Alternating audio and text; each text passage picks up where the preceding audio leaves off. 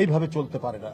বাংলাদেশ স্বাধীন রাষ্ট্র, বাংলাদেশ সার্বভৌম রাষ্ট্র, বাংলাদেশের 18 কোটি মানুষ 1971 সালে 30 লক্ষ মানুষ জীবন দিয়েছে, 2 লক্ষ মা বোন নির্যাতিত হয়েছে, সেই দেশ বাংলাদেশ।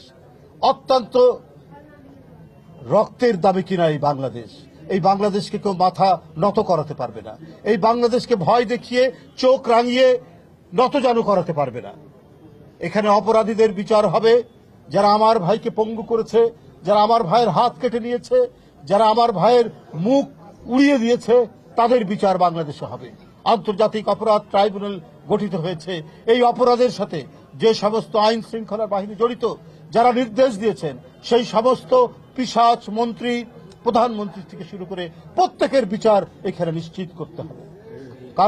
কারো হুমকিতে এবং কারো প্রশ্রয় থেকে যারা তাকে রক্ষা করার চেষ্টা করবেন, তারাও বাংলাদেশের স্বাধীনতার বিরোধী, সেই রাষ্ট্রও বাংলাদেশের সার্বভৌমত্বের বিরোধী, তারাও বাংলাদেশের জনগণের বিরুদ্ধে।